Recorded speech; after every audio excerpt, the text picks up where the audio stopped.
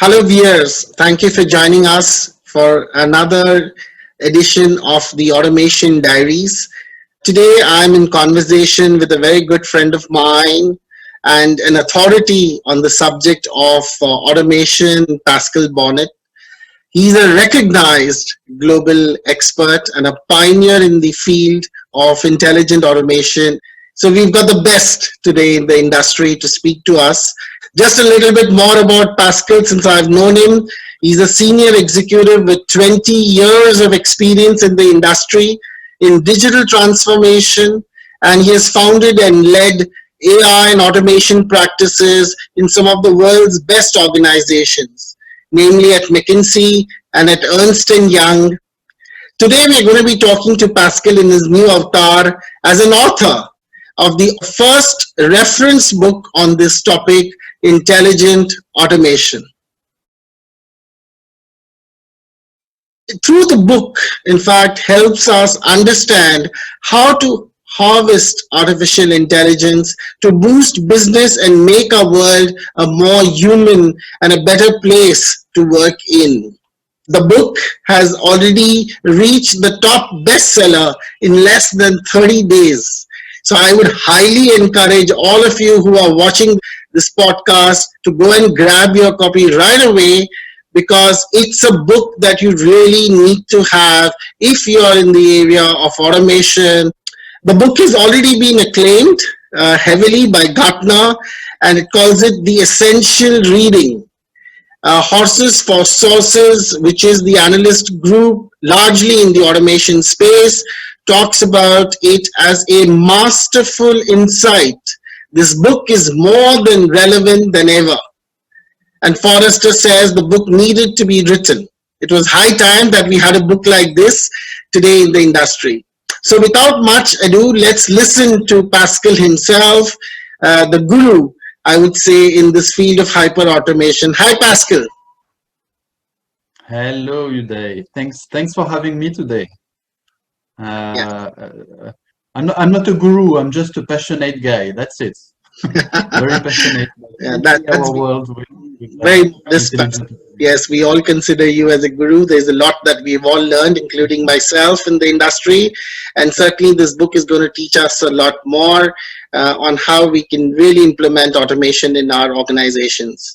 So Pascal, how you thought about writing this book? Okay. So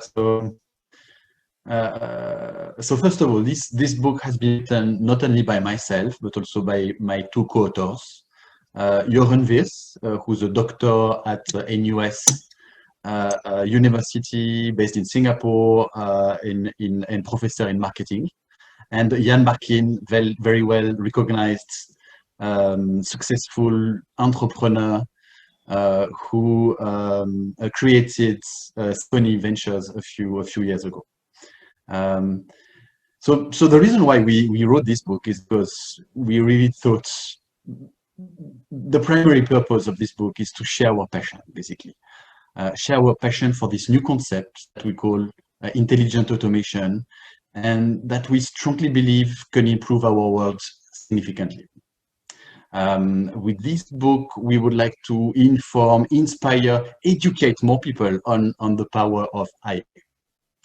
On top of this, while many books have already been published on AI, machine learning, robotics, a comprehensive reference book has never been written on the topic of IA. So that was really the second purpose. It seemed essential to us to work towards establishing IA as a field with its own frameworks, use cases, methods, critical success factors. I mean, all you need in a field to be understood as such.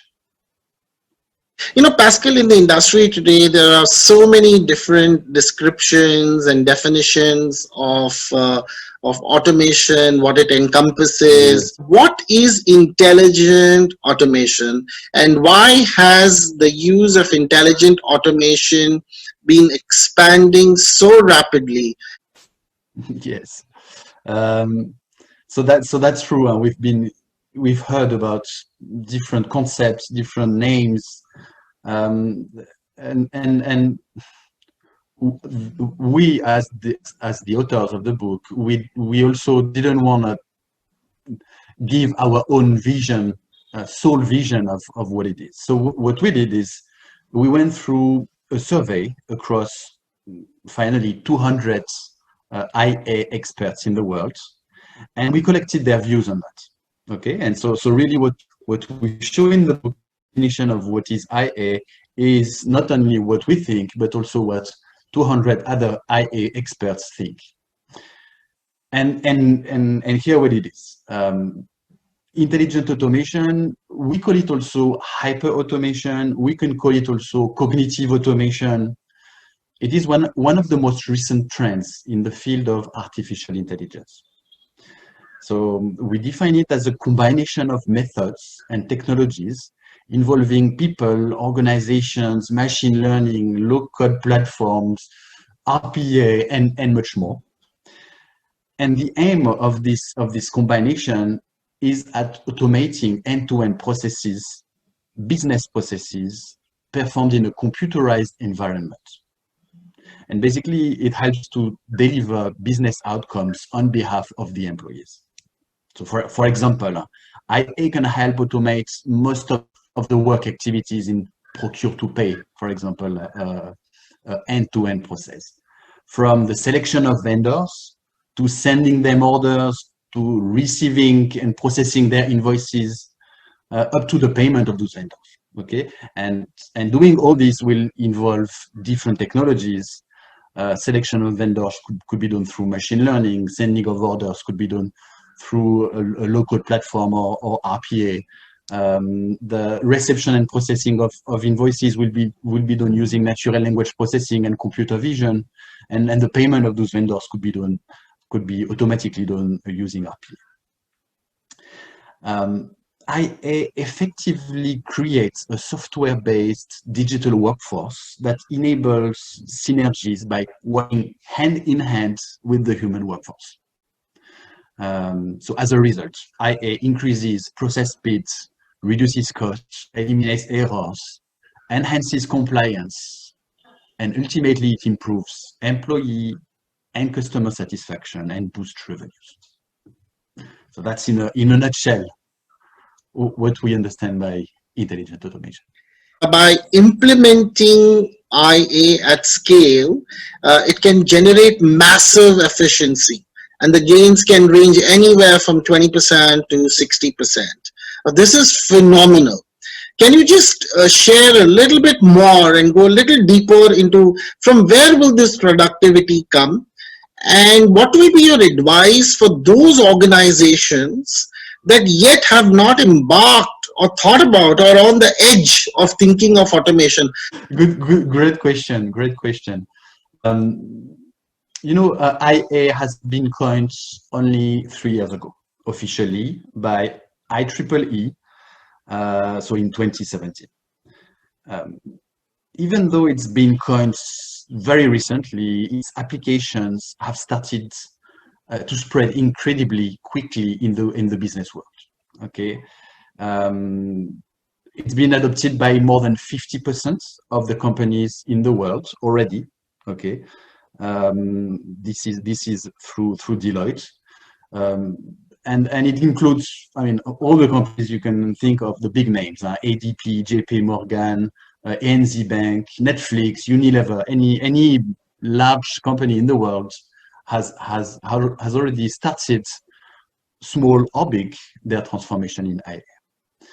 The expected impact on the business efficiency, as you said, is in the range of 20 to 60%. It really depends from where you start, and it really depends how big is the transformation you enable in your organization. Another key point is these benefits are available to all organizations. So there is no one specific industry in which it's going to be more dominant than another. So it's really across organizations, across industries, and regardless of the functions. Okay, regardless of the business functions, whether it's in HR, procurement, finance, sales, and so on. All the functions benefit from IA. So while it's been quite impactful, implementing IA is certainly not a silver bullet. Okay, um, as we said, it's been implemented by a lot of companies. But going through the latest surveys at McKinsey, we understood that only 15%, 15% of those companies have been able to implement it in 3 or more functions in the company, meaning only 15% of the companies have been able to scale it. So today, scaling IA is what every company is looking for. It's really the yeah the aim of it should be the aim of any organization. Okay, implementing a proof of concept, implementing a pilot, everybody, I mean, almost everybody has been able to succeed at this. But scaling it across functions at enterprise-wide is something that's really is, is is shown to be more complex by the amount of companies that have been able to succeed. We've been through those companies that have been successful, and we asked them questions, and we've been able to identify 5 leading practices that could explain why they've been successful. Okay, the first one is they've always put people in the center of their IA transformation. So IA is built by people for people. Without people, there is no IA. Without IA, there is still people. Okay, so it's change management, education, trainings, and okay, always thinking of people first is I would say something very important. The second aspect that we've seen redundant in those successful companies is that they've started with a strong and healthy foundation, management support, capability building, change management. Okay, management support is extremely important if we want to scale the transformation, because this transformation involves large impacts in the organization, in the people, in the processes, and they require, to be successful and to be impactful, significant investment not only in money but also in people, in time. So having management that's really endorses and supports the transformation is a critical point. Third element is to combine the IA capabilities together to automate end-to-end processes and basically to create synergies. Similar to the example of the purchase-to-pay end-to-end process that I mentioned before, combining technologies to be able to streamline straight-through processes that are automated with minimal human intervention. The fourth point is about democratizing IA in the companies with the use of low-code platforms, for example, the use of technologies that are more accessible to more people in the company because they are more user-friendly. Okay, so drag and drops, this type of functionalities really help everyone in a company to participate in the transformation, which helps to accelerate the transformation, but also helps to embed automation, the mindset of automation, into the culture of the company. Because everybody's acting and being able to change by themselves the work they're doing every day. I mean, everyone becomes an actor, and it really drives ownership within the people in the company. The fifth point is about leveraging technology that accelerate IA implementations. And here we are talking about technologies. In the book, we call it IA generating IA. Okay, it's really about leveraging technology to help implement technology, automating the automation. And here we've seen successful companies using process discovery, process mining tools, data discovery, AutoML, automated maintenance. I mean, it's really about leveraging technology, yes, to to increase the scope and the pace of the transformation. So those are the few success factors we've seen across companies. Very insightful and very informative. And in order to demonstrate that really IA can be implemented and can generate benefits across functions and across industries, we've built in the book a library of more than 500 IA use cases, categorized by business function and by industry. Um, so we are covering in total about 18 industry/functions. Okay, and for each of them, we are giving two to 5 pages of use cases. That. I mean, collecting all this and being able to create this library has been something, in our view, critical, because whenever we meet with a CEO or a CDO, CTO in a company, one of the first questions that comes is, "That's great, but where can I apply it?"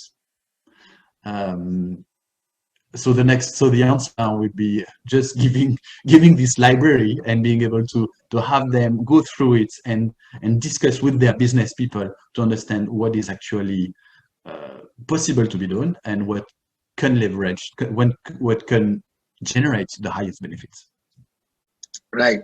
Pascal, these are the most challenging times that we are going through right now. And it's unprecedented in many ways. So tell us exactly how automation can save millions of lives per year, triple our global budget for education, eliminate the hunger, or help protect our planet. Yes. Yes, and we are very passionate about this. Okay, so in the book we explain how IA is critical to business, and I think we've discussed it. So we've discussed it already during our discussion. We also show how IA is important for boosting the customer experience. Okay, based on our experience, company can increase the level of their customer satisfaction by over 50%, while reducing the contact center workload by over 50% using IA. Okay, just to give you a few hints around what can IA do for customer experience. In the employee experience arena, this is the same thing, a huge potential here that has already been grabbed by a few companies. According to Gallup research, about 85% of the employees worldwide are not fulfilled by their work. And when we dig further, we understand that the reason why is their work is too manual, repetitive, and tedious.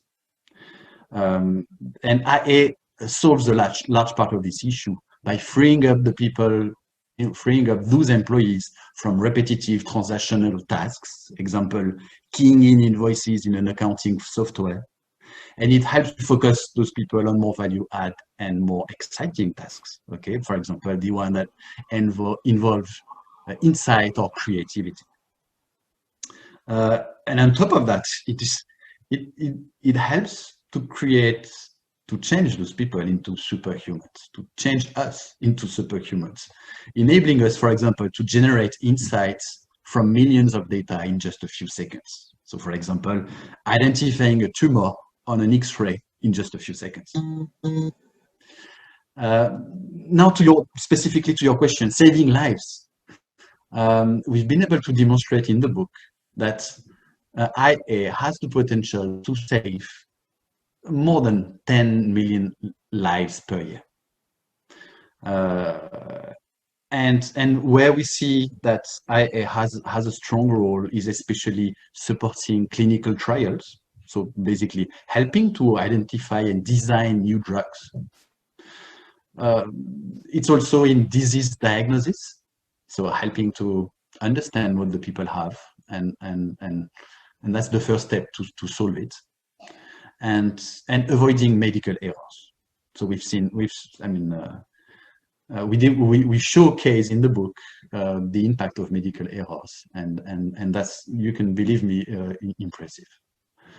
Um, in developing countries, it can also help reduce death from preventable causes. Like, for example, nobody knows that 1.6 million people die every year from disease related to diarrhea. Can you imagine that? It's still the case in our world. IA has also the capacity to compensate for the shortage of more than 4.3 million physicians globally by enabling remote diagnosis. Okay, for example, an IA application that we explain in the book is called Tissue Analytics, and it helps instantly to diagnose chronic wounds, burns, skin conditions, just by taking a picture from a smartphone. You said in your question, you mentioned saving money. We've been able to demonstrate in this book that, in addition to all that I gave you as a promise from IA could have the potential to realize more than 10 trillion cost saving yearly by reducing frauds, errors, and accidents. So indeed, IA not only makes transaction processes more efficient and reliable, but it also generates log files for every action. That creates transparency and ease of compliance. Such a vast amount of money, 10 trillion, would allow us to double our budgets for education globally. It would help us to restore our planet from pollution. And we've been even further, it can eliminate forever hunger around the world. So, okay, so it's really about refocusing the money that is currently lost into fraud, errors, and accidents. That was really very enlightening. Thank you so much, Pascal, and thank you for sharing. The thinking behind writing this book and all the good that it's going to do for all of us. But on the flip side, Pascal, there are a number of professionals, aspiring professionals, who are worried about their jobs, and they believe that automation is going to render them jobless. Do you really think that automation is going to be taking away jobs, or is it going to create new ones? I think it's going to be the opportunity, the short answer, it's going to be the opportunity for us people to identify and work on our complementarity to technology. Okay, technology is very good at doing things. Those things are repetitive, transactional, based on voluminous activities. And their technologies will always be better than us. Okay, we can't compete against that, and I think we shouldn't even try to fight or try to gain on that. We'll never be at the same level as technology. But technology is very bad at other things where we are very good at, and where we need to strengthen ourselves in the future: creativity, social, thinking of the others, family, love, all those things. Technology doesn't even have a hint about it, and it really creates our competitive advantage against it. Okay, and indeed you're right. So generalizing the use of IA in our world is not without risk. On top of employment, there are other key points. And in the book, we think to prepare our world to effectively translate the key benefits of IA, our society's roadmap should include some imperatives. We have 5 of them. Okay, I will at least share the first ones. The most important one is education needs to be adapted to fit the skills expected in the future. It has to focus on people's competitive edge. That's what I just mentioned. That is on tasks that machine will never be able to do well. And in our view, so the key skills that are important for people in the future are creativity, as I already mentioned, but also adaptability and the capacity to learn quickly. So basically, learning how to learn is in our view, a key capability of the future. The second key point is, to economists, the use of digital technologies over the last decade has resulted in increasing wealth inequalities amongst the people. And IA definitely is contributing to the same. And we need to do something to remedy to this. It seems necessary to consider implementing wealth sharing mechanisms. So we've all heard about UBI, Universal Basic Income. There are other alternatives to that, but we need to think about this because that's a key. I mean, we can a progress that is not including everyone will become a digress. Okay, and it's critical to have everyone on the same boat.